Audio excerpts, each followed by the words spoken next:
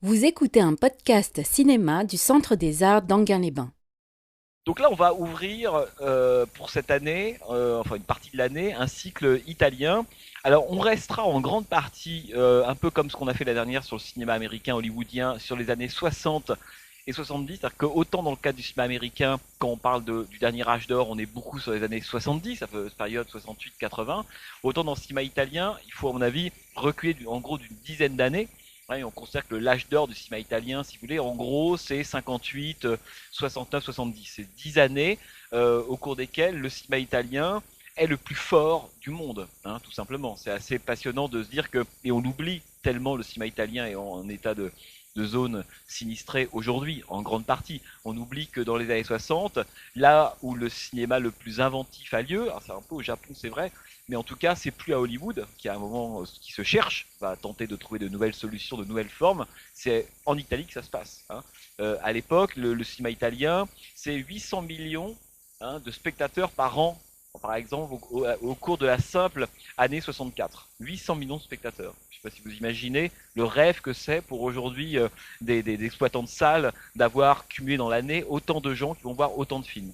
Et c'est aussi dû au fait que, à l'époque, non seulement le cinéma italien est extrêmement en forme, avec un nombre de films produits dans tous les genres très important, et on sait qu'un cinéma se porte bien quand il marche sur ses deux pieds, on pourrait dire un pied autoriste, qui est le pied de Visconti, d'Antonioni, de Fellini, de Pietro Germi, de Latuada, enfin de tous ces gens-là, et puis un pied populaire, qui est le pied des gens, hein, ce que vont voir les gens en masse. Et quand l'un des deux fait défaut, généralement, le cinéma s'effondre, hein.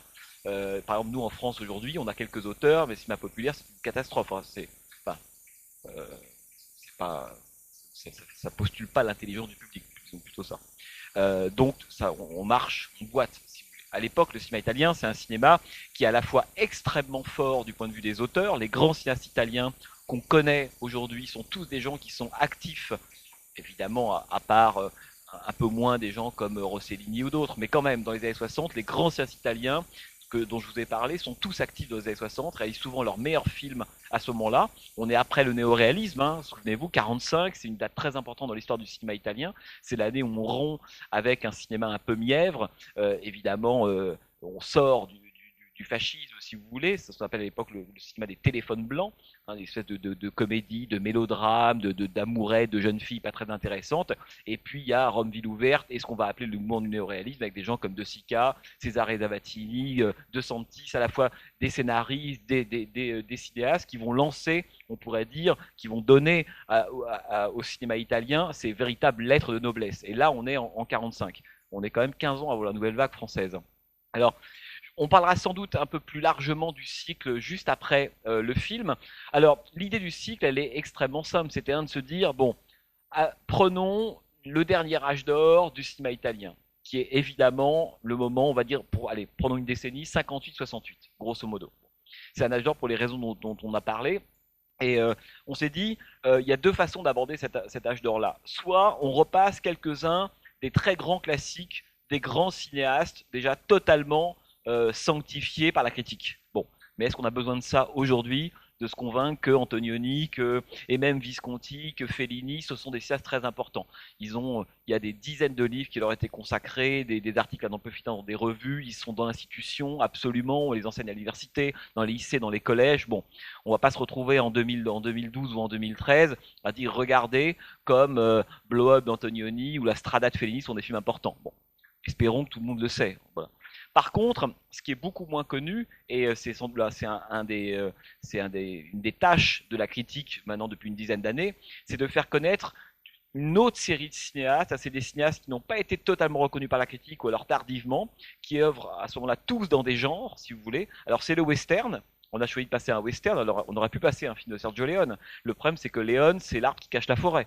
Alors vous connaissez tous Sergio Leone, c'est le seul des cinéastes ayant tourné évidemment des westerns italiens à l'époque qui soit connu du grand public. Vous dites à des gens Sergio Leone, tout le monde a en tête une musique de Morricone, un acteur, une séquence, un duel, etc. Bon, mais le problème de Leone, c'est que c'est 4 westerns. Et en même temps, il faut se rappeler qu'entre 64 et 75, donc on n'est même pas, on est sur une décennie de western italien, il y en a plus de 600 qui sont produits. Bon, ils sont passés où? En gros, les 595 westerns non réalisés par Sergio Leone. Bon, est-ce que ce sont tous des navets au point qu'on les oublierait complètement? Évidemment pas. Léon, c'est l'arbre qui cache une forêt d'une dizaine de cinéastes absolument passionnants dans le western italien, et en gros d'une cinquantaine de très très grands westerns. Alors ils sont durs à voir en France. L'extrait que vous avez vu tout à l'heure, Faccia a Faccia, qui s'appelle Le Dernier Face à Face, c'est un film de Sergio Solima. Il y a trois Sergio dans l'histoire du cinéma italien, hein. Il y a Sergio Leone, il y a Sergio Corbucci, il y a Sergio Solima. On ne peut pas connaître l'un sans connaître les autres. Et les trois sont aussi importants pour des raisons complètement différentes. Donc plutôt qu'un Leone, on a passé Faccia a Faccia. Donc si vous voulez, l'idée, c'est de se dire que on a pris à chaque fois un film d'un genre emblématique du cinéma italien. Alors ça, c'est à la fois le giallo, le polar, le film paranoïaque, bon, la comédie très très forte à ce moment-là évidemment. Alors là, moi j'ai choisi Une vie difficile de Dino Risi parce que Dino Risi c'est un des très très grands cinéastes italiens de cette période-là. Et d'ailleurs, quand on revoit aujourd'hui des films de Risi, ces films à la fois acides, critiques sur la société italienne de l'époque, en tout cas c'est mon point de vue, finalement c'est mieux que Ettore Scola, hein. Et donc l'idée c'était de se dire, on allait prendre un film par genre et un cinéaste emblématique, hein, donc Dino Risi, Sergio Solima, Elio Petri, Dario Argento. Dario Argento, bon, on y reviendra quand on projettera Profondo Rosso, en français horrible titre, Les Frissons de l'angoisse, qui est un des grands chefs-d'œuvre du cinéma italien des années 70, qui date de 75, qui est une relecture baroque incroyable du Blood d'Antonioni et qui lui est supérieur. Hein, c'est-à-dire que le film d'Argento est meilleur que le film d'Antonioni. Bon. Donc l'idée, c'est que chaque mois, on va prendre comme ça un film, pas forcément très connu, mais faites-moi confiance, ils sont tous formidables. Vous avez le droit, il y aura une distribution de tomates à l'entrée, vous aurez le droit de vous venger si vous trouvez que ces films sont pas intéressants, mais ils sont tous des grands films et tous des films passionnants. Il y a aussi un polar qu'on va passer, parce que le polar italien a été un genre très important à l'époque, et souvenez-vous que l'Italie, au milieu des années 60, début 70, c'est quand même les années de plomb, donc le cinéma italien a des choses à dire sur ce qui se passe, hein, au moment entre l'attentat de Milan et l'assassinat d'Aldo Moro en 78. Politiquement, c'est un cinéma qui est génial, donc on verra aussi tous ces films-là. Bon. Alors là, on commence donc, vous allez me dire, oui, mais quel rapport avec Visconti? Alors, à l'origine, l'idéal aurait été de passer Le Guépard, hein. Mais bon, vous avez, j'imagine, tous vu déjà Le Guépard, non? Hein, bon. Donc on s'est dit, Le Guépard, parce que Le Guépard, c'est vraiment un des films matrices à la fois du cinéma italien de l'époque et même du cinéma tout court. Combien de cinéastes américains ont été marqués par Le Guépard, et même italiens évidemment. Une fois dans l'Ouest de Sergio Leone n'aurait pas été réalisé sans Le Guépard.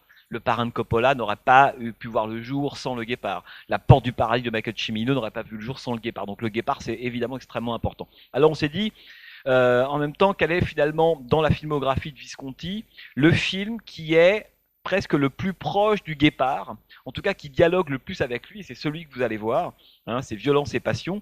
Hein, c'est Groupe d'une famille en intérieur, c'est le titre italien, là c'est Violence et Passion. Bon, alors deux mots avant qu'on en reparle évidemment après.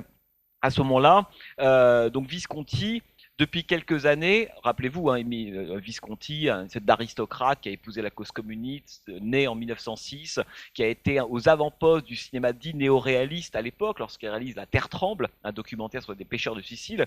Et puis, il va réaliser Ossession, adapté du roman de James Cain, un film extraordinaire avec Clara Calamai et Massimo Girotti. Et puis, beaucoup des cinéastes de l'époque le prennent comme finalement pour, bon, peu importe ses origines milanaises, aristocrate, il est avec nous, épousant la cause du peuple, faisant des films sur les petites gens, leur donnant une noblesse, etc. Et donc, il va être ce compagnon de route-là, et en 54, il va y avoir un premier malentendu, et ça c'est très intéressant dans la carrière de Visconti, puisqu'il va réaliser un film qui s'appelle Senso. Vous avez peut-être vu Senso, film extraordinaire avec Farley Granger et Alida Valli, et qui raconte l'occupation. Pardon? Non, c'est Alida Valli. Si. Et, euh, et donc c'est un film qui se passe pendant l'occupation autrichienne, donc en Vénétie. C'est un film absolument formidable, mais à l'époque, on reproche à Visconti de commencer à s'éloigner des préoccupations du peuple, hein. Alors c'est intéressant parce qu'il y a deux Visconti. Quand on parle de Visconti, on parle de deux Visconti. Le Visconti des débuts et le Visconti qu'on va appeler le Visconti décadent, hein, dont Violence et Passion serait presque, on pourrait presque dire, la queue de comète avec son dernier film qui sera L'Innocent. Alors, Visconti, il a réalisé 14 films, ça c'est son 13e, son avant-dernier, et juste avant, il est parti sur ce qui, selon ses désirs, aurait dû être une tétralogie. Hein, donc, souvenez-vous, vous avez peut-être vu Les Damnés, Ludwig, bon. Et il devait boucler avec l'adaptation de La Montagne Magique de Thomas Mann. Le problème, c'est que sur le tournage de Ludwig, un accident vasculaire cérébral lui arrive. Bon. Et donc là, il se retrouve physiquement diminué et handicapé. Et donc le tournage de l'adaptation du bouquin de Thomas Mann, évidemment, tombe à l'eau. La plupart des producteurs italiens à l'époque ne veulent pas assurer Visconti, parce que c'est trop dangereux. En gros, il peut claquer en plein tournage, il peut pas, quasiment pas bouger, il est largement immobilisé. Bon. Et, et l'un de ses scénaristes, je vous en parlerai après, c'est assez émouvant parce que ce qui arrive à Visconti en 73, quand il va tourner le Violence et Passion, c'est assez proche de ce qui va arriver avec Bertolucci au moment où il vient, lorsqu'il va tourner Toi et moi. Je sais pas si vous avez vu le dernier film de Bernardo Bertolucci, hein, film génial, qui raconte aussi comment est-ce qu'un homme, là en l'occurrence Bertolucci est en fauteuil roulant, on peut plus se déplacer maintenant, comment est-ce qu'il imagine un film, un scénario qui est adapté à sa condition physique. Et là, Visconti, on lui donne un sujet presque sur mesure, qui est un sujet sur la décadence, vous allez voir, d'une classe aristocrate. C'est un film très très beau évidemment, mais qui se passe dans un lieu quasi unique, qui est un appartement, de manière à ce que Visconti, sa condition physique, soit adaptée tout simplement au type de tournage. Le Guépard, c'est fini, on ne peut plus tourner ce genre de film-là, évidemment. Donc, Visconti fait appel à ce moment-là à Burt Lancaster, avec lequel il avait déjà tourné évidemment Le Guépard. Ils sont restés en contact depuis 63, date du Guépard. Lancaster dit oui, adore Visconti. Ça, je vous en reparlerai parce que c'est évidemment passionnant la relation entre Visconti et Lancaster. Et non seulement il dit oui, et surtout il accepte de se porter garant auprès de la production de Visconti lui-même. Mais écoutez, si jamais Visconti meurt, je m'engage, moi, à finir le film. Ça, Visconti ne le saura évidemment jamais. Son orgueil en aurait pris un coup. Mais en fait, c'est ce qui se passe. C'est grâce à Burt Lancaster, très élégant, que le film va pouvoir se faire. Alors vous allez voir, parce que c'est bien que vous ayez Le Guépard en tête, parce que quand on regarde Violence et Passion, évidemment, c'est une forme de codicile du Guépard. Hein, on n'est pas, ça n'a pas évidemment la même ampleur, la même puissance. Le Guépard est un chef-d'œuvre phénoménal de 3 heures. Bon. Mais c'est un codicile, c'est-à-dire que c'est assez drôle de se dire que Visconti reprend en partie le personnage du prince Salina du Guépard et le met cette fois dans la Rome contemporaine. Bon, je vous en dis pas plus parce qu'il faut voilà, il faut vous apprécier le film. 2-3 choses pour terminer sur les acteurs. Alors Lancaster évidemment, qui est génial, et vous allez voir combien Lancaster joue à l'européenne dans son jeu d'acteur et pas à l'américaine. Hein, bon, ça on y reviendra. Sylvana Mangano qui joue un des rôles principaux, qui à l'époque était l'épouse de Dino De Laurentiis, hein, des grands producteurs italiens, grâce auxquels d'ailleurs les Américains sont venus faire des films en Italie. Et puis Helmut Berger, qui joue un rôle évidemment, alors là, d'un personnage, d'un jeune et faible, blond, un peu fascinant, totalement viscontien. Vous avez vu Mort à Venise, évidemment. Donc voilà, j'arrête là. Bonne projection. Après, je vous reparlerai un peu en détail du cycle, de l'Italie, du cinéma italien de l'époque, parce que je le referai pas après. Je vais pas à chaque fois vous raconter le contexte du cinéma italien. Je le ferai là, et puis on parlera de Visconti un peu en général, si vous voulez, et puis de ce film en particulier. Voilà. Bonne projection. Merci. Comme je vous le disais tout à l'heure, mais j'essaierai d'y revenir rapidement, il y a vraiment 2 périodes dans l'œuvre de Visconti. Il y a beaucoup d'échanges entre les deux, mais quand même, il y a avant Senso en 54 et après Senso. Là, on est dans l'après Senso, dans vraiment la toute fin de l'après Senso. Le dernier plan, si vous voulez, du film, il converse avec un autre plan très précis du Guépard que Visconti réalise en 63, c'est-à-dire 13 ans, 12 ans plus tôt. Je ne sais pas si vous l'avez en tête, le Guépard, mais il y a un moment, dans la dernière partie du film, au moment du fameux bal, hein, qui est donné en l'honneur d'Angelica, au moment où on va présenter Angelica, jouée par Chloé Cardinal, à la haute société sicilienne, incarnée par le prince Salina, en l'occurrence Burt Lancaster. Il y a un moment où le prince Salina, pendant le bal, hein, ce fameux bal qui a été tourné dans le palais de Ganji à l'époque, vous vous souvenez de cette dernière heure du film, évidemment absolument incroyable. Et Burt Lancaster, au cours du bal, peu à peu, on pourrait dire, se met en retrait du cadre de ce monde dont il sent qu'il est en train de partir, de disparaître, et lui il se met en retrait de ce monde-là. C'est un grand film évidemment mélancolique, Le Guépard, comme celui-ci.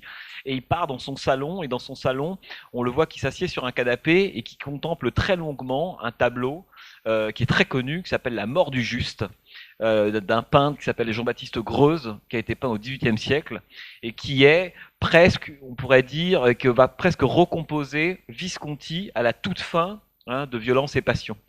Alors c'est pour ça que je dis ça parce que Violence et Passion, à mon avis, est un film qui, alors beaucoup ont dit à l'époque, c'est un film testamentaire parce que à cause de l'état de santé, de la forme physique dont je vous parlais au début, hein, effectivement, il ne tournera plus qu'un seul film après ça.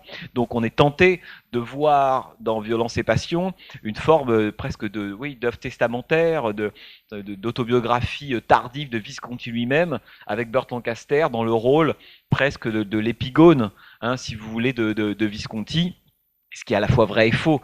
Vrai, j'y reviendrai. Et en même temps, ce qui est très très beau, c'est que Visconti ne cesse d'établir avec le guépard des liens, hein, en permanence, si vous voulez. Ce qui fait que, idéalement, le problème c'est qu'il faudrait un peu de temps pour ça, il faudrait 5 heures, il faudrait presque projeter le guépard et Violence et Passion, l'un à la suite de l'autre, tellement les deux films se font écho, si vous voulez, et se répondent. Et donc, la fameuse mort que contemple Burt Lancaster dans le tableau de Greuze dans Le Guépard, cette fois, Visconti la met en scène, et c'est Burt Lancaster qui meurt, là pour le coup, réellement. Et la fin, c'est un plan, mais c'est un tableau, hein, qui évidemment sort du Guépard. Alors pourquoi je vous parle de ça? Parce que on peut pas parler de Violence et Passion sans parler du Guépard. C'est absolument impossible, tellement l'un est presque, on pourrait dire, la suite de l'autre. Il y a évidemment la présence de Burt Lancaster dans les deux cas. Hein, le prince Salina dans le film de 63 est là, celui qu'on appelle le professeur, d'ailleurs qui n'a pas de nom, on appelle le professeur pendant tout le film. Mais ce qui est très intéressant dans les faits de comparaison, c'est évidemment ce qui est permanent d'un film à l'autre et ce qui a évolué dans l'esprit de Visconti. Ce qui est permanent, c'est le rapport, on pourrait dire, à l'histoire. Vous savez que Visconti, surtout à partir de Senso en 54, il s'est mis non plus à aller filmer, on pourrait dire, des petites gens, les prolétaires du Sud, les ouvriers, des petits tenanciers de bar comme dans Ossession, etc. Mais il s'est mis à aller filmer, on pourrait dire, la bourgeoisie et surtout l'aristocratie, tout ça sur fond de crise politique, hein, ou de crise historique. Alors c'est la fin du royaume de Bavière dans Ludwig, c'est la fin de la République allemande face aux nazis dans les damnés, c'est la fin du royaume des deux Siciles dans le Guépard. Et là, alors ce qui est intéressant, c'est de se dire c'est de quelle fin est en train de parler Visconti. Parce que il y a quelque chose qui est très important, c'est que lorsque Visconti commence à réaliser qu'on appelle à ce moment-là les films en costume, c'est le moment du décadentisme. On dit, mais finalement, ce qui fascine Visconti, c'est des gens qui pourrissent sur place. Ce qui n'est pas faux. Quand on voit ça, on a vraiment un sentiment de pourriture, de desquamation, d'une aristocratie qui est en train, oui, de pourrir sur place, si vous voulez. On reproche à Visconti à ce moment-là de s'éloigner des problèmes politiques de l'Italie de l'époque. Et ça, c'est un procès qu'on lui fera à partir de Senso, et qu'on lui fera très régulièrement. Comment se fait-il que l'homme qui a réalisé Ossession et La Terre tremble, qui a été au plus près des préoccupations de l'Italie, on pourrait dire prolétaire, d'un seul coup se met, a priori, à changer son fusil d'épaule et à s'intéresser aux aristocrates, oubliant le peuple qui aurait été le peuple du néoréalisme au début. D'ailleurs, dans Le Guépard, le peuple, pour ceux qui s'en souviennent, est absolument absent du film, hein, sauf le personnage qui est joué par Serge Reggiani, qui incarne, hein, on peut dire le peuple des paysans siciliens, qui lui a conscience que la révolution se fait avec eux, mais en bout de course ne leur profitera pas, si vous voulez. Bon, ce qui se passe avec le Guépard, et je reviens à cette date parce que c'est très important, lorsque Visconti va adapter le fameux roman de Lampedusa, vous avez peut-être déjà lu le Guépard, je vous conseille de le lire, c'est un roman génial, et surtout c'est un roman qui est extrêmement proche de la façon dont de l'adaptation que va en faire Visconti. C'est-à-dire que Visconti adapte presque exactement le roman de Lampedusa, moins la toute fin. On voit pas la mort du Guépard, la vraie mort du Guépard. Le film se termine sur le moment où Burt Lancaster part dans les rues, contemple la lune, un grand moment mélancolique si vous voulez, où on sent que sa fin approche, mais on ne filme pas sa mort. Lorsque Visconti adapte le roman de Lampedusa, il subit une volée de bois vert de la critique de gauche à l'époque, qui lui dit, alors non seulement vous intéressez plus du tout au peuple, maintenant votre problème c'est en gros les aristocrates qui trouvent plus leur place dans la société moderne, hein. Et la deuxième chose, c'est que, et là c'est assez, alors, on aura souvent ce problème avec le cinéma italien, c'est que c'est un peu comme le cinéma américain, c'est que le cinéma italien il est souvent le reflet de l'histoire de l'Italie et des grands débats qui agitent la société italienne à l'époque, et ça parfois on l'a un peu oublié. Mais dans les années 50, lorsque le roman de Lampedusa paraît, il paraît en 52 précisément, en 54 pardon, il y a on pourrait dire qu'il y a deux thèses dans l'histoire de l'Italie, si vous voulez, qui s'opposent, liées à ce qu'on appelle le Risorgimento. Le Risorgimento, c'est la Révolution française italienne, si vous voulez. C'est le moment fondateur. Que ça a autant de sens, le Risorgimento et Garibaldi, que nous, la Révolution française, si vous voulez. C'est un moment absolument fondateur de l'Italie moderne. Bon. Et ce qui est assez fascinant, c'est que lorsque Lampedusa sort son roman, il y a deux thèses qui s'affrontent. Certains disent mais le Risorgimento, ce grand moment de garibaldien, si vous voulez, moment qui va mener à l'unification de l'Italie, il faut le rappeler, en 70, et le moment où, je crois que c'est un an ou deux après, le Vatican va décider que c'est Rome qui sera la capitale de l'Italie, donc le Guépard se passant entre 60 et 62, 1800. Tout ça, ça raconte ces 8 années capitales de l'histoire de l'Italie qui seront, si vous voulez, l'ombre portée sur toute l'histoire de l'Italie, y compris celles des années 50-60.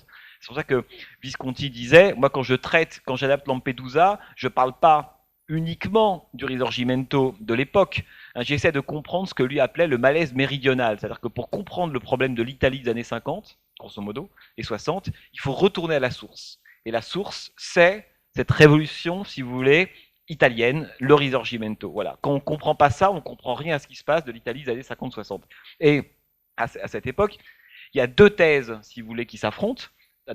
Parmi les politiques italiens mais des années 50, il y a en gros la thèse de la démocratie chrétienne, qui considère à l'époque en gros que le Risorgimento a été une révolution, donc conduisant à l'unité de l'Italie, qui a été faite par et pour le peuple, et que le peuple a été le grand, à la fois acteur et bénéficiaire, si vous voulez, de cette révolution-là. Ça, c'est la thèse de la démocratie chrétienne, en gros la moitié de l'Italie.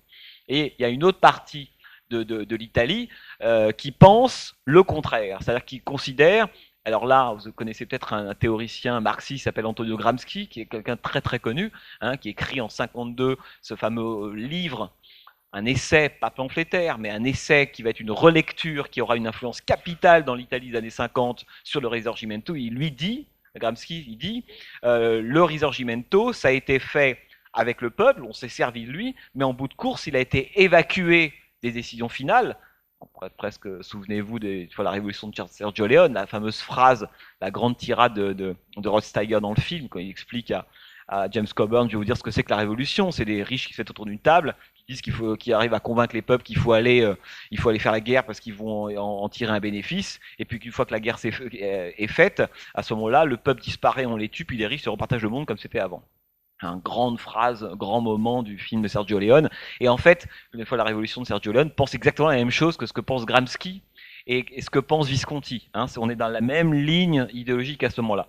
Et Gramsci lui dit ça, c'est-à-dire qu'il dit finalement, le peuple a été non seulement le grand perdant du Risorgimento, alors que la thèse plutôt officielle de l'époque, c'est de dire que ça a été un grand mouvement populaire, il est le grand perdant, et qu'en plus, au fond, il n'a joué aucun rôle là-dedans. Ça a été en gros, l'Église, la monarchie de Haute-Savoie et les industriels du Nord, de l'Italie, se sont partagés le pouvoir, mettant complètement de côté le peuple. Bon, alors ça nous est très lointain tout ça, mais ça c'est indispensable pour comprendre le trajet, enfin les films de Visconti, si vous voulez, et beaucoup d'autres d'ailleurs qui vont être tournés à l'époque.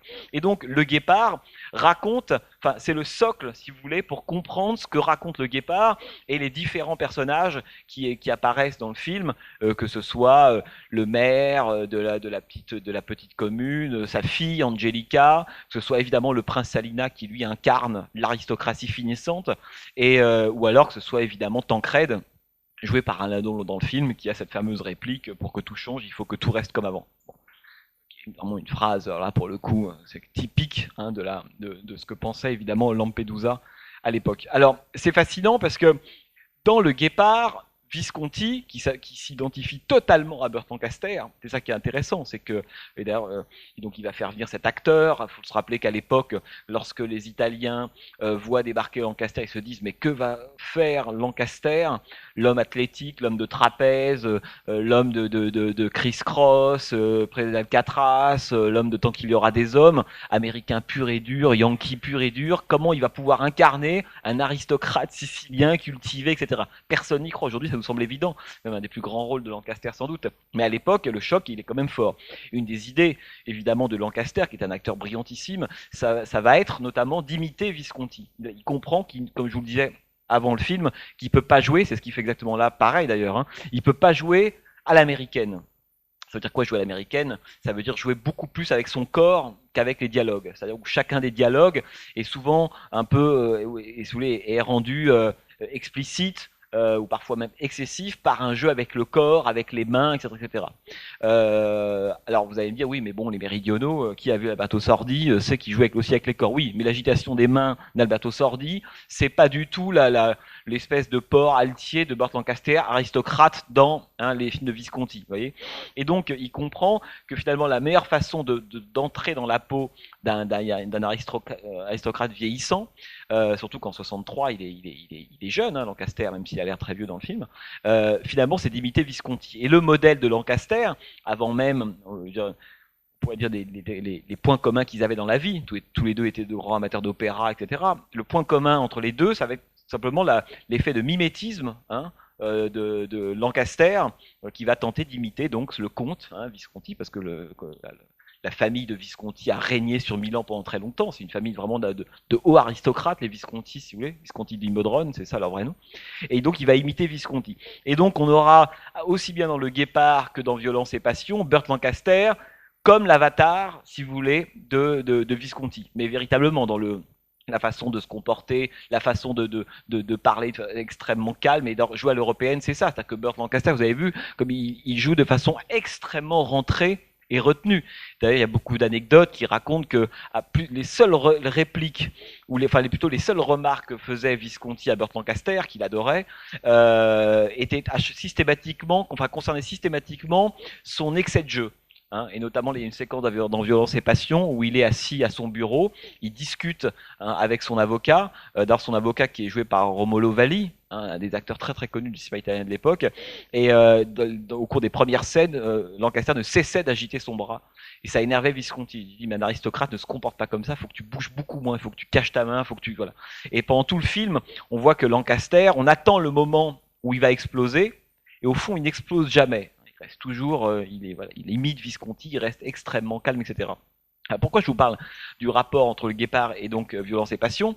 C'est que dans Le Guépard, l'histoire, si vous voulez, c'est donc le Risorgimento dont je vous parle. La bataille des Mille, la marche de Garibaldi sur la Sicile, enfin bon, ça c'est de l'histoire, si vous voulez. Et ce que fait Burt Lancaster, évidemment, c'est que Burt Lancaster a conscience que sa classe, à lui, elle est finie. La seule façon de survivre, c'est d'accepter le fameux mariage entre Angela, la fille du républicain, et Tancred, le neveu désargenté. Autrement dit, pour que l'aristocratie ne meure pas, il faut qu'elle accepte de pactiser à minima. Bon, d'où la phrase, pour que tout change, il faut que tout reste pareil. Bon. Autrement dit, il a conscience de l'histoire, Burt Lancaster, à la différence de tous les gens de sa classe autour de lui. Sa femme, sa fille, pour eux, l'histoire, les mouvements de l'histoire. D'ailleurs, il y a une phrase au début du Guépard qui est très très belle, lorsque on entend, il y a des morts, on entend des rumeurs, des gens viennent apporter des nouvelles sur ce qui se passe, qui est quand même un des plus grands moments de l'histoire de l'Italie, et eux continuent dans leur rituel totalement figé, comme si rien ne se passait. Et un des personnages dit, oh, mais il se passe rien en Italie en ce moment. On aurait pu dire la même chose avec la réseau française, si vous voulez. Il se passe rien, si ce n'est une invraisemblable substitution de classe. En fait, c'est ça. Donc, pour l'aristocratie de l'époque, qui est totalement aveugle, qui à la fois ne voit pas et refuse de voir le changement, si vous voulez, systémique de l'Italie au monde des Risorgimento, là, en fait, Visconti dans Violence et Passion fait la même chose. Parce que le film est tourné en 74, et on voit bien que toute la rumeur du monde, parce que comme toujours, quand il y a au cinéma, quand on a un huis clos, ce qui est toujours intéressant, c'est de se dire comment est-ce que le cinéaste arrive quand même, quand ce sont des films intéressants, arrive à nous faire comprendre qu'il y a autour de ce micro-monde clos, un peu étouffant, quand même un monde qui existe. Et au début, c'est vrai qu'on se dit, mais alors on est vraiment, c'est un endroit totalement étriqué. Burt Lancaster, on a le sentiment que ça fait des lustres qu'il n'est même pas sorti de chez lui, qu'il sait même plus ce qui se passe, qu'il lit même plus le journal, et qu'au fond maintenant, finalement sa vie, c'est lui, les objets, les œuvres d'art. Ce qui est pas faux d'ailleurs. Tout le problème de Lancaster, c'est qu'il vit avec des objets, des œuvres d'art, et puis il est plus habitué à négocier avec les humains, avec les individus. Ce qui va être le grand problème du film, avec l'intrusion de cette famille, évidemment. Et donc, au début du film, on se dit, mais comment Visconti va faire apparaître cette histoire? Il le fait exactement comme dans Le Guépard. Si ce n'est que le film a une ambition esthétique, en tout cas une ampleur qui est évidemment moindre. C'est un film plus modeste, un huis clos d'un appartement.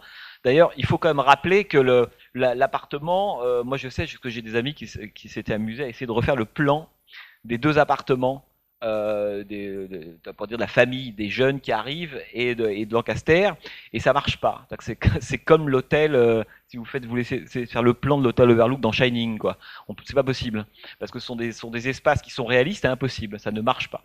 Et Visconti, ce qui est intéressant, c'est qu'il s'est beaucoup amusé évidemment avec ça, y compris les quelques séquences de balcon où il disait je veux pas du tout que le panorama qu'on voit au début et un moment, enfin vous vous souvenez, hein, les deux moments où on voit le balcon, il voulait pas du tout que ce soit un véritable panorama de Rome. Il s'est dit, mais prenez là tel palais, là telle église, il faut que ce soit une construction mentale de l'image qu'on est d'un panorama. Alors ça, c'est un micro-détail, mais ça indique beaucoup le statut du film. Autrement dit, on est dans le film à l'intérieur on pourrait dire, d'une construction totalement mentale. Vous comprenez ce que je veux dire?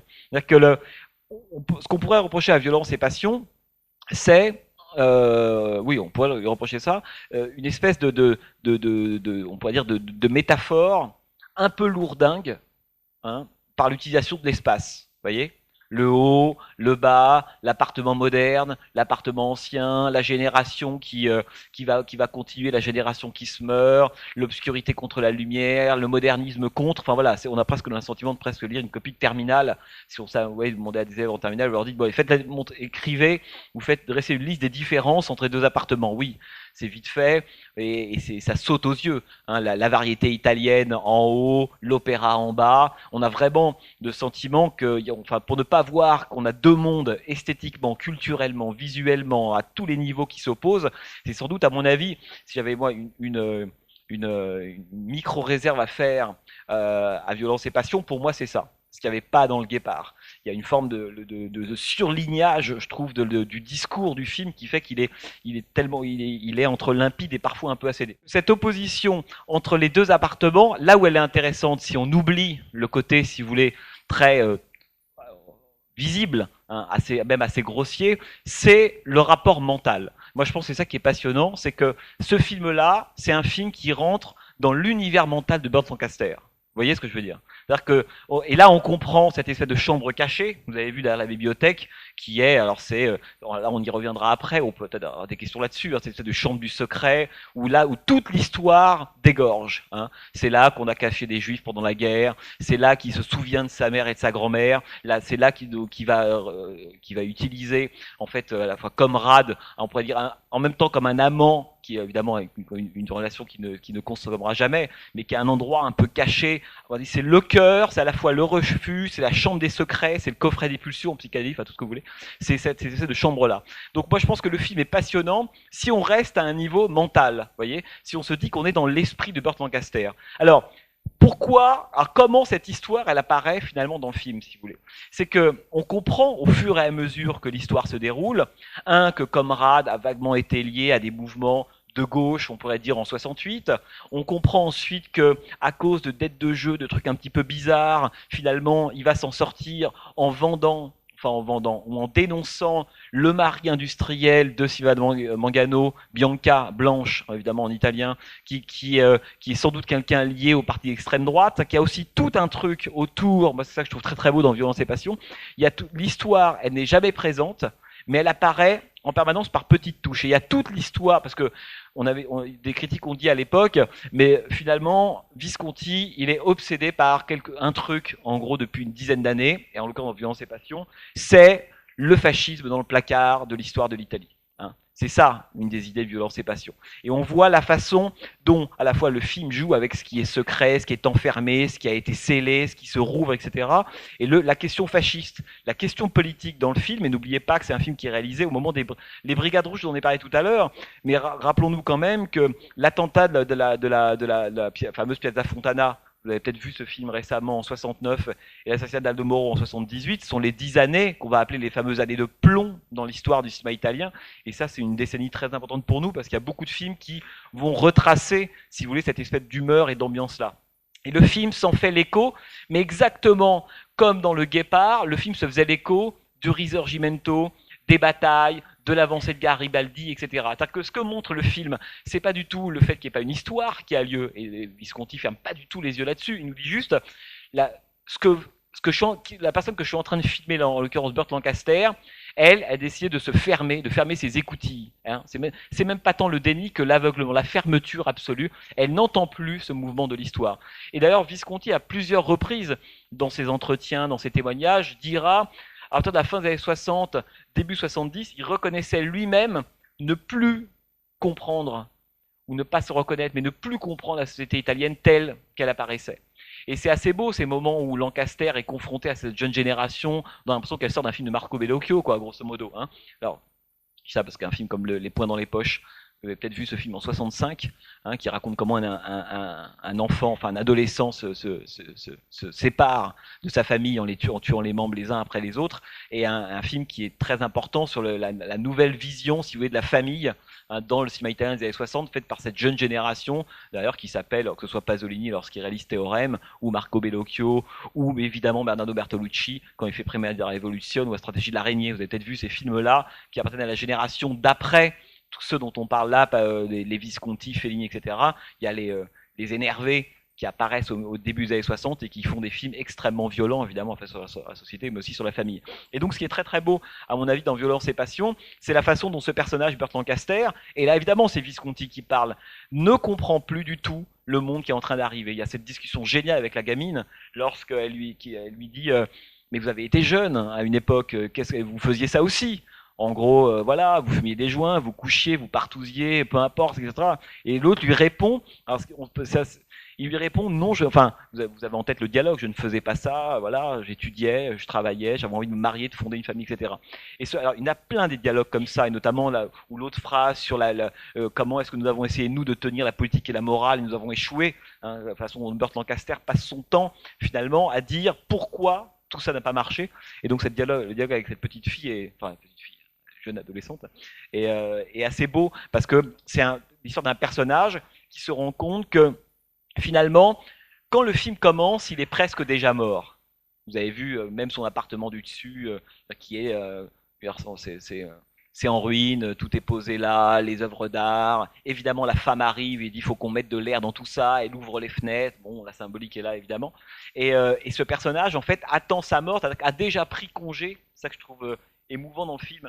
Il a déjà pris congé des autres, et depuis longtemps. Mais prenant congé des autres, il a pris congé du mouvement de l'histoire et de la société. C'est ça que ça veut dire, c'est pas les autres en tant qu'ils sont les autres. C'est que il a décidé, il est rentré dans un temps, dans le set de temps immémorial qui était déjà celui de l'aristocratie du Guépard, un temps immobile, hein, qui attend la fin, qui est poussiéreuse. Hein, souvenez-vous des séquences de messe dans le Guépard. Hein, c'est cette aristocratie qui ressemble à des statues de sel. Il y a quelque chose d'assez terrible là-dedans.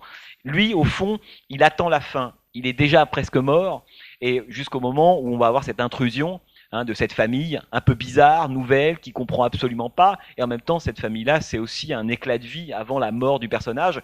Et d'ailleurs, il faut remarquer que la façon dont Visconti filme l'arrivée de cette famille dans le monde de Burt Lancaster est exactement la même que celle qu'il utilisait pour filmer les arrivées de Tancred dans le Guépard. Je ne sais pas si vous vous souvenez, dans le Guépard, Tancred, Alain Delon, était toujours l'homme qui venait interrompre des rituels, qui entrait par irruption, par effraction. Alors au début, pendant la récitation du rosaire, pendant des rituels, c'est l'homme du mouvement, c'est l'homme qui transgressait les règles, il était toujours en mouvement, alors que les autres étaient toujours immobiles, chacun à sa place, et personne n'en bouge, quoi. En gros, c'est ça.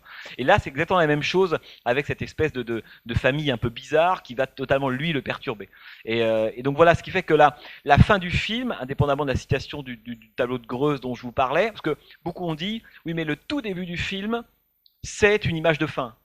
C'est-à-dire qu'il ne faut pas voir le film comme un film se passant, on pourrait dire débutant, juste après avant le tableau et la loupe. Hein. Ça, je vous parlerai après de ce plan très très beau sur le Burt Lancaster regardant à la loupe ce tableau, qui d'ailleurs est le titre du film lui-même, original italien. C'est ce qu'on appelle les conversation pieces, qui sont des tableaux du XVIIe et du XVIIIe siècle qui mettaient en scène des familles, des enfants, la grand-mère, le père, le chien, le chat, etc., etc. Ce que va filmer Visconti, il va rentrer à l'intérieur de ça, prendre à la loupe cette famille et voir comment tout ça dysfonctionne.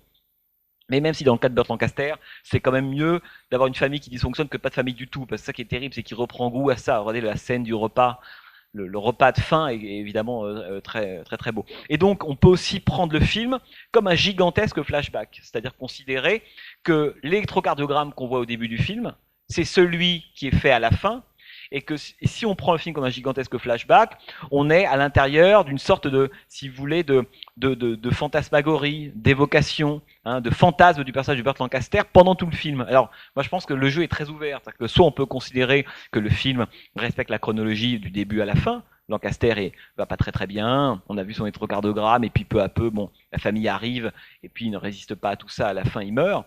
Ou alors on considère que le film, c'est un peu le dernier rêve, les dernières pensées de ce personnage qui depuis le début est au lit, hein, et qui à la fin lâche son dernier souffle, hein, si vous voulez. Donc c'est pour ça que la dimension mentale, elle est importante, parce que moi je penche plutôt pour la deuxième hypothèse. Je pense que tout ça n'est qu'un rêve. Si vous voulez, le rêve, le dernier rêve d'un mort, quoi, de quelqu'un qui va mourir plus précisément. Et ce qui explique on pourrait dire la lisibilité, le côté extrêmement tranché, même excessif. Par exemple, vous prenez l'appartement du dessus. Il y a deux façons de voir l'appartement du dessus. Soit il existe vraiment tel qu'il est, avec des gens, alors voilà, variété italienne, rien, aucun objet d'art quasiment, ou des trucs absolument atroces. Alors ça c'est intéressant. Tout est blanc. Oui, oui. Non, mais je précise. Attendez, ne montez pas sur vos chevaux tout de suite. Attendez la fin des phrases. Atroce, mauvais goût, criard, etc., etc. Alors, soit on considère, si on considère que c'est atroce, mauvais goût, criard, le problème c'est que c'est pas objectivement comme ça. C'est comme ça que Lancaster le perçoit. Et donc, moi, ce que je veux dire par là, c'est qu'en tant que spectateur, on peut avoir un point de vue en disant ce tableau est génial, j'ai chez moi. Oui, mais ça, on s'en fout. C'est la façon dont Visconti filme ça, il le filme comme une agression, si vous voulez. Et donc, à ce moment-là, on se dit que c'est le point de vue de Burt Lancaster. C'est pour ça que je pense que tout le film est outré, parce qu'il est pris dans le point de vue de Lancaster, qui ne comprend plus rien et voit tout de façon extrêmement binaire. Vous comprenez ce que je veux dire? C'est pour ça que je dis pas ce qui est dans l'appartement au-dessus est atroce, puis je m'en moque, mon avis vous intéresse pas et le mien non plus. Donc non, c'est plutôt la façon dont Visconti en fait aborde, hein, cette espèce de dichotomie extrêmement forte, si vous voulez. C'est parce que justement pour lui en haut, au début en tout cas, tout ça incarne le cauchemar. Enfin, la lumière est un cauchemar, on pourrait presque dire, si vous voulez. Bon, allez, à vous de dire des choses. Oui, bonjour, merci. Bonjour. Alors, j'ai pas bien compris en fait pourquoi vous avez choisi ce film pour illustrer, enfin, pour faire le contrepoint du cycle sur le cinéma de genre en fait. Non, alors je vais vous dire, j'ai rien choisi du tout. Que moi j'aime beaucoup Visconti. À l'origine, moi je voulais passer le Guépard. Mais pour des raisons que vous expliquera Jean-Paul, c'était pas possible. Et donc on passe Violence et Passion. Alors, vous avez raison de dire ça, parce qu'il n'y a pas du tout la volonté de ma part de lier artificiellement ça au reste du cycle. Il n'y en a pas. Et ça serait, voyez, ça serait de faire de la rhétorique idiote de le faire. Absolument pas. Si c'est que c'est un film intéressant, plus que ça, que c'est de Visconti, et que ça permettait aussi de parler du Guépard, qui est un film, là, pour le coup, très important dans l'histoire du cinéma italien, de ce qu'il y a eu avant et ce qu'il y a après, et dans l'influence qu'il aura notamment sur le cinéma américain. Parce que, je rappelle juste, après je vous réponds, mais que à l'origine, le Guépard, le prince Salina, devait être joué par Marlon Brando. Visconti voulait Marlon Brando, et Marlon Brando a refusé. Finalement, on s'est retrouvé à prendre Burt Lancaster. Alors, on peut dire oui, anecdote, mais en même temps, quand vous savez que 6-7 ans plus tard, Marlon Brando va jouer Don Corleone dans Le Parrain de Coppola, évidemment, Don Corleone, c'est un produit, évidemment, du personnage de Mario Puzo, mais aussi de ce qu'a fait Burt Lancaster dans Le Guépard. C'est-à-dire que on peut dire que Don Corleone, c'est, si vous voulez, c'est Puzo plus Visconti. Et sans doute que Don Corleone, Marlon Brando n'aurait sans doute pas joué Don Corleone exactement comme il l'a joué si Burt Lancaster n'avait pas joué Le Guépard et si lui n'avait pas failli jouer le rôle du prince Salina dans le film de Visconti, si vous voulez. Mais sinon, non. Il faut voir, à mon avis, ce premier film-là comme une sorte d'apéritif, de film à part, et vous allez le voir dans les mois qui viennent. Là, autant les mois qui viennent, il y a à mon avis, il y a une cohérence, hein, un film, un genre, un cinéaste, et plutôt d'ailleurs systématiquement des genres populaires. Là, on n'est pas du tout dans un cinéma dit populaire, absolument pas. On a un super auteur, évidemment, ce qui sera pas du tout le cas des cinéastes dont je vais vous montrer les films après, même si certains ont depuis été reconnus, hein, mais à l'époque, peu d'entre eux l'ont été. Donc voilà, il n'y a pas de lien artificiel de ma part entre violence et passion et tout ce que vous allez voir par la suite, notamment là le prochain Faccia de Sergio Solima. Mais il n'y a pas de hiérarchie dans ce que je vous dis. Il ne s'agit pas de dire ouais, on commence avec Visconti, puis derrière on fait les poubelles. Pas du tout. Je veux dire, derrière sont des grands films absolument passionnants, mais qui n'ont pas du tout bénéficié de la reconnaissance à l'époque, et même encore aujourd'hui d'une large part de la critique institutionnelle. Hein. Vous allez voir aujourd'hui des cinéphiles ou des critiques de cinéma, vous parlez de Sergio Solima, la plupart on ne savent même pas qui c'est. Donc vous voyez, l'idée c'était d'exhumer un peu des films absolument passionnants et qui ont aussi compté, ce qui est évidemment pas le cas de Visconti. On redécouvre. Si, il faut revoir les films de Visconti, mais c'est pas un cinéaste vraiment inconnu, quoi. Jean-Paul, c'est à vous de vous expliquer. Pour le Violence et Passion, oui, on a été un peu pris de court en fait, hein, parce qu'on n'a pas pu avoir le guépard. Donc voilà. Voilà. Après, il y a des impératifs qu'on maîtrise pas toujours. Mais bon, c'est quand même un grand film, et du coup, on s'est dit que c'était aussi une bonne manière d'ouvrir. Bien sûr. Non, alors, je peux vous répondre en étant à la fois très honnête et un peu filou en même temps.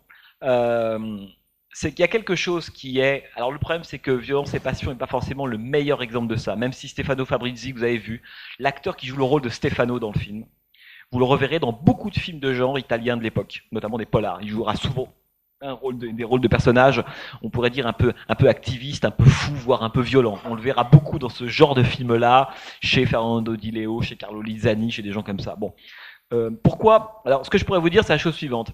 Il y a quelque chose qui caractérise, on pourrait dire vraiment le cinéma italien des années, mais depuis toujours d'ailleurs. Mais en l'occurrence de cet âge-là dont on parle, disons années 60, enfin, allons de 58 si vous voulez à 74-75.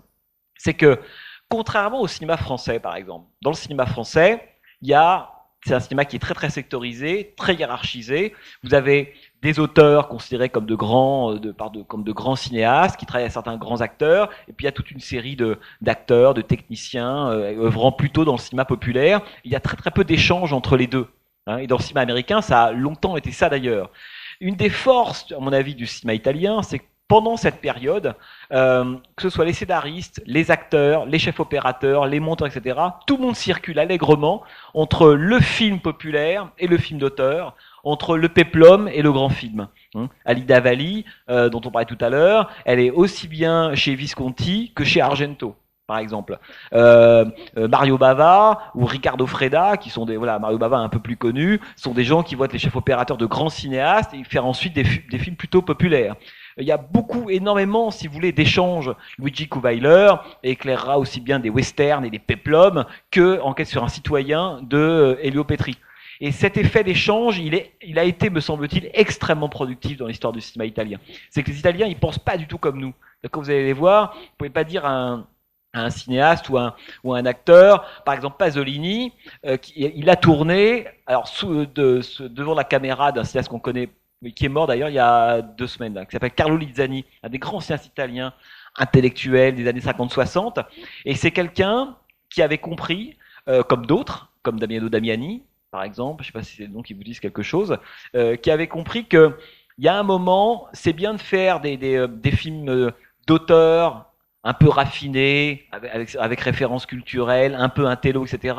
Mais comme c'était beaucoup des cinéastes engagés, à l'époque, il y avait beaucoup de gens qui se déplaçaient dans les salles, ils sont, pour la plupart, pas passés totalement dans le genre, mais ils se sont mis à investir le cinéma de genre pour faire exactement les mêmes films et dire les mêmes choses.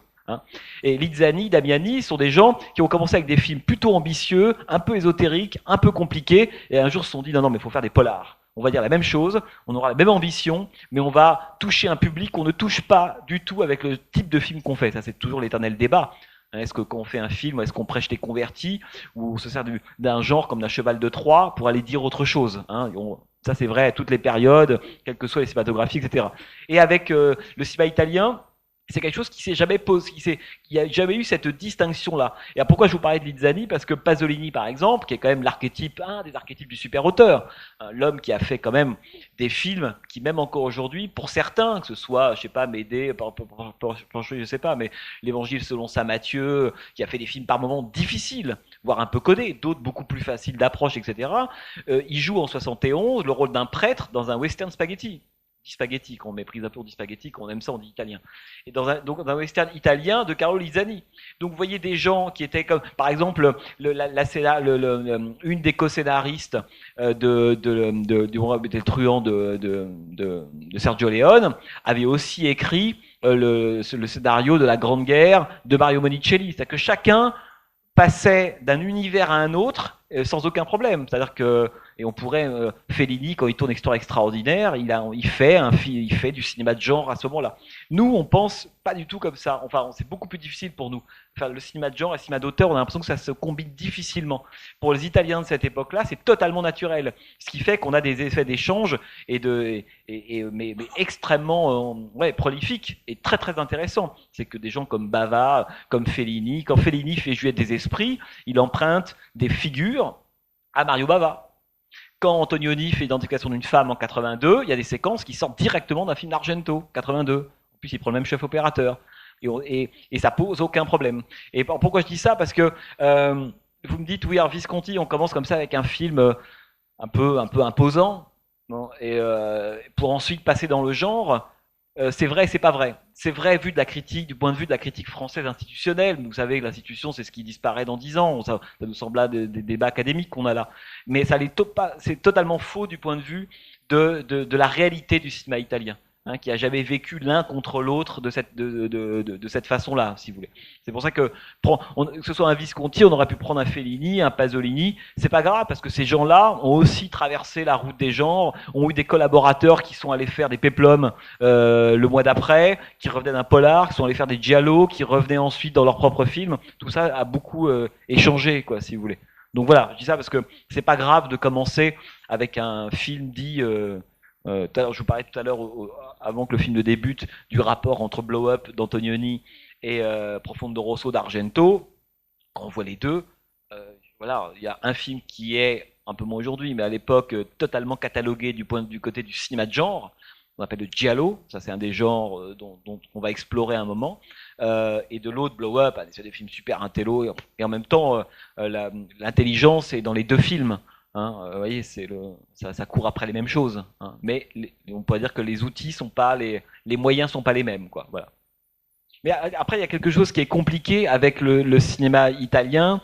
Je ne sais pas quel est votre niveau de savoir sur le cinéma italien, mais que c'est un cinéma qui est globalement beaucoup moins connu, hein, que le cinéma américain, par exemple. Voilà, le cinéma américain, il y a des noms de cinéastes, des titres de films, on partage. Disons qu'on est culturellement beaucoup plus imprégné par le cinéma hollywoodien que malheureusement, que le cinéma italien. Je suis convaincu que là, on fait une liste de 50 noms de cinéastes italiens. Moi, je l'ai souvent testé avec des élèves en fac. Il y a une méconnaissance du cinéma italien qui est absolument phénoménale. Quelque chose qu'en France, on connaît plus le cinéma italien du tout aujourd'hui. Hein. J'avais une question concernant les espaces. Si moi, comme vous, j'étais très frappé de la contraposition assez dichotomique, si on peut utiliser ce mot, entre l'ancienne et la modernité des espaces. Autant les personnages montrent les ambiguïtés politiques, les ambiguïtés sociales, les ambiguïtés existentielles des uns des autres. Et sur ça, Visconti, tous les films de Visconti, ils travaillent sur cette question. L'ambiguïté entre le rapport entre la vie et la mort, tout ça, c'est bien montré. Autant on voit cette contraposition complètement dichotomique, on peut dire. Très forte, quoi. Oui, entre ces deux espaces. Mais pour autant, l'espace contemporain, l'espace moderne n'est pas une caricature. Comme toutes les choses de Visconti, c'est très soigné. Il y a des tableaux extraordinaires. On est complètement dans l'esthétique. D'ailleurs, on peut noter Rothko, ce Rothko rouge-là qu'il a montré, c'est un peintre, qui s'est suicidé. Je ne sais pas si ça appartient en quelque sorte. Il y a eu plusieurs suicides dans ce film, j'ai l'impression. Mais voilà, ce n'est pas une caricature. Donc c'est intéressant que, nonobstant, comme vous dites, le personnage, le protagoniste, regrette tout ça. Évidemment, il ne comprend pas, il n'appartient pas. Pour autant, Visconti, qui est quelqu'un de un grand esthète, montre que cet espace comme un espace de qualité quand même. Oui. Mais encore une fois, je suis totalement d'accord. Hein. En plus, vous dites l'ambiguïté, mais je pense que c'est le propre de tous les grands cinéastes de s'installer au cœur des ambiguïtés. Il n'y a pas de grand cinéaste qui s'installe d'un côté ou d'un autre. C'est quand on est au cœur de cette ambiguïté que ça devient évidemment passionnant. Moi, ce que je trouve très touchant avec le personnage de Lancaster, c'est qu'il est animé par des pulsions qui sont évidemment contradictoires. C'est ça qui est beau. Il serait juste contre, opposé. ça serait juste un vieux con sans intérêt. Enfin, on fait pas un film avec un personnage comme ça. Bon. Ce qui est passionnant, c'est qu'il veut une chose et son contraire. C'est-à-dire qu'il veut fermer, mais il ouvre. Il veut garder un certain type de dialogue. Donc, le dialogue a été très travaillé, par exemple, dans le film. Et d'ailleurs, au début, lorsque Lancaster arrive sur le tournage, il trouve que le dialogue des jeunes, de la famille, hors Mangano, est un langage encore trop littéraire. Hein, et donc, il fait réécrire, d'ailleurs par son fils et je crois par le fils d'un autre acteur, les dialogues de manière à ce qu'il y ait même une opposition entre leurs façons de parler. C'est-à-dire que ça, c'est quelque chose d'extrêmement important. Et en même temps, en dépit de tout ça, on voit bien que, je dirais que visuellement, du point de vue des dialogues, du point de vue de l'agression que subit Burt Lancaster, tout ça est du côté de ce qu'il refuse, et en même temps, il passe son temps à le désirer. Et c'est ça qui est évidemment intéressant. Ça veut dire que qu'est-ce qu'aime finalement Burt Lancaster en face? De quoi il a besoin? Parce qu'il le dit au début, pourquoi je vous dérange? Il dit non, mais je m'étais habitué à vivre seul, vous êtes dans mon programme de vieillissement, vous n'êtes pas inclus, si vous voulez. Et c'est la question qu'on se pose quand on voit le film, et ça chacun y répond, c'est ça que je trouve assez beau, c'est qu'est-ce qui fait malgré tout que Burt Lancaster se laisse, mais volontairement, hein, envahir par tous ces gens qui a priori n'ont à ses yeux que des tares, si vous voulez. Après, il y a évidemment le personnage de Comrade qui là joue sur une autre corde, hein, qui est sans doute, je parlais de Mort à Venise tout à l'heure, là il rejoue. Hein, y a le fantôme de Mort à Venise est évidemment dans le rapport entre Comrade et Burt Lancaster. Et même il y a même des choses très très bizarres quand la fille est très ingénue, l'actrice. Hein, il y a quelque chose, elle vient se coller à lui, elle le touche, elle l'embrasse, etc. Et évidemment, on peut considérer de la même façon que Burt Lancaster voyait en Tancred, dans Alain Delon, l'équivalent de ce qu'il avait été 40 ans auparavant. Souvenez-vous, dans Le Guépard, la première apparition d'Alain Delon, c'est dans le miroir de Lancaster alors qu'il est en train de se raser. Il n'y a pas une vision métaphorique plus évidente que ça. C'est moi plus jeune, donc je l'aime, quoi. Là, on peut considérer aussi que, au fond, il y a cette image de la jeunesse perdue qui est là. Et en même temps, une jeunesse perdue, mais qui ne comprend pas. C'est-à-dire que c'est pas lui, 30 ans avant, qui revient. Parce que, exactement comme Tancred d'ailleurs. Hein. Dans ce film-là, tout le monde parle anglais. D'ailleurs, c'était un des critères au début, lorsque Visconti fait le casting. Il y a des acteurs dont le fameux jeune Fabrizi dont je vous parlais, Stefano, qui avait très très peur parce que lui parlait très mal anglais. Et Burt Lancaster disait, je ne joue pas dans ce film avec des gens qui ne parlent pas anglais. Donc la langue, elle est évidemment, c'est la langue. De toute façon, on reconnaît, il y a la voix, il y a la diction de Lancaster, elle se reconnaît entre mille. Il parle comme une mitrailleuse, Burt Lancaster. Il parle extrêmement vite. Je sais pas si, bon, ça c'est une tradition. Au revoir. Je vous en prie.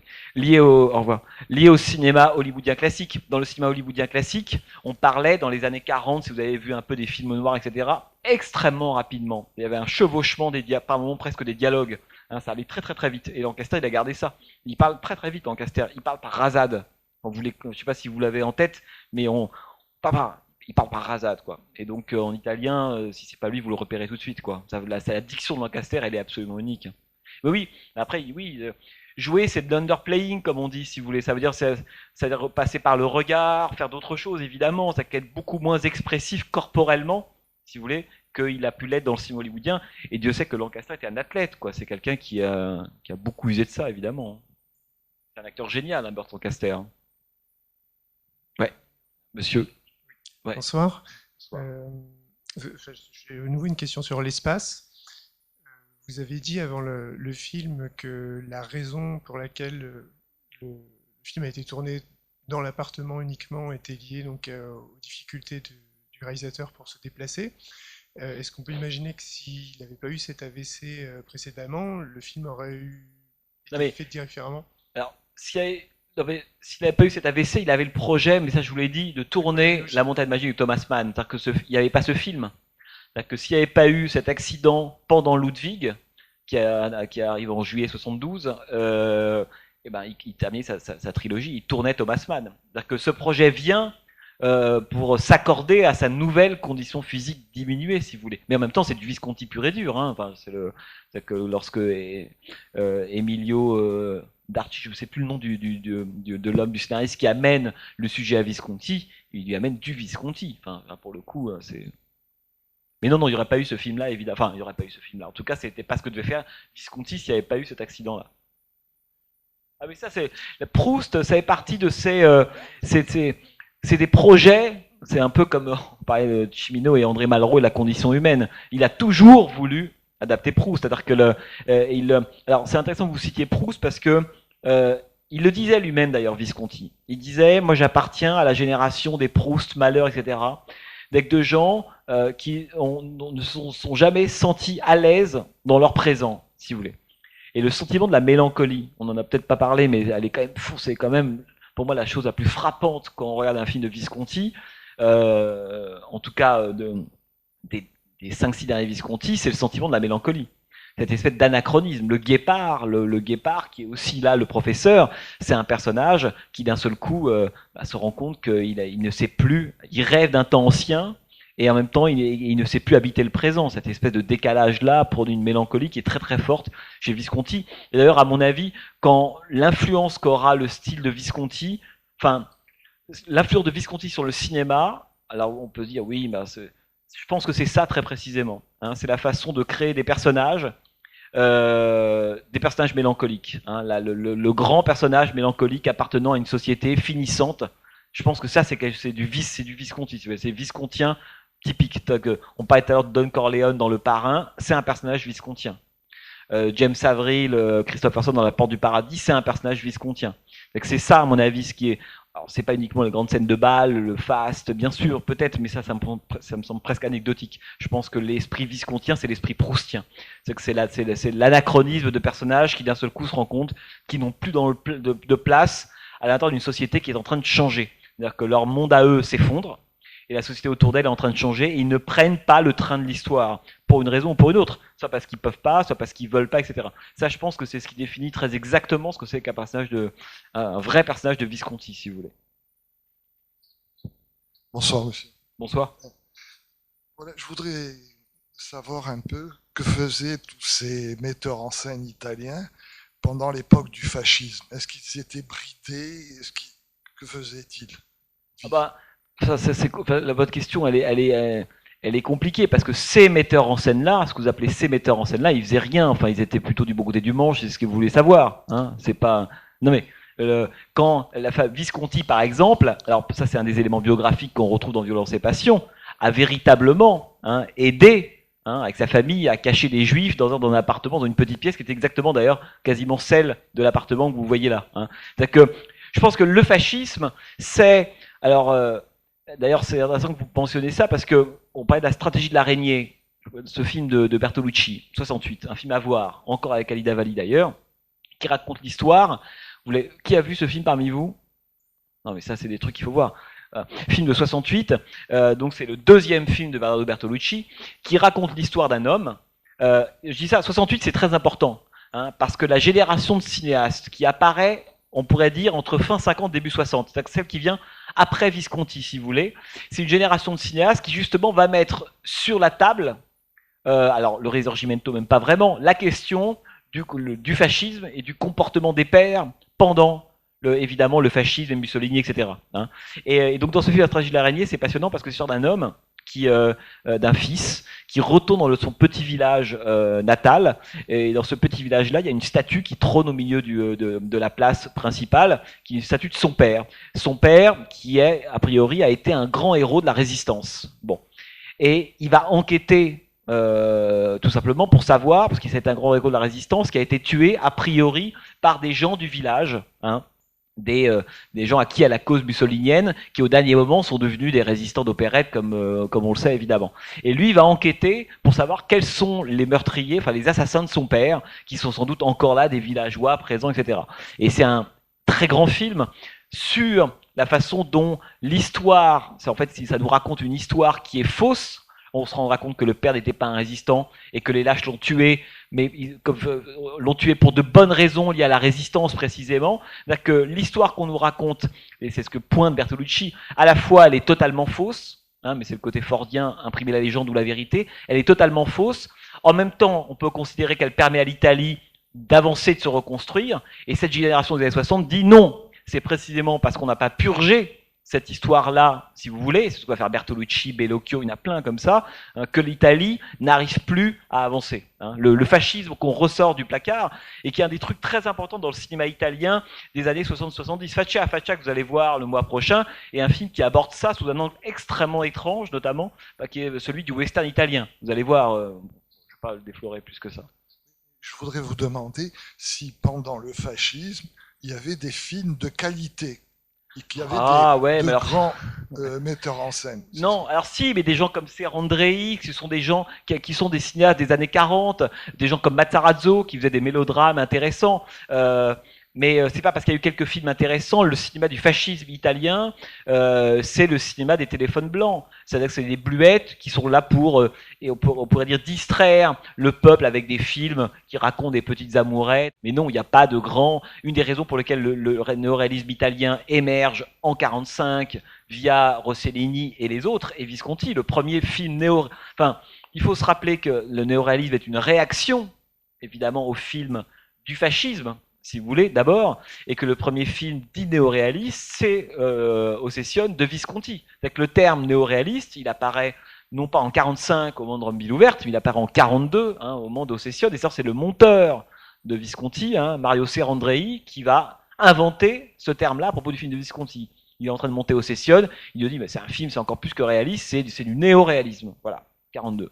Et là va naître l'expression, c'est pour ça que Visconti, il a un rôle très important dans cette histoire du néoréalisme, parce c'est presque le fondateur, c'est l'homme qui a fait le film par lequel le terme est né.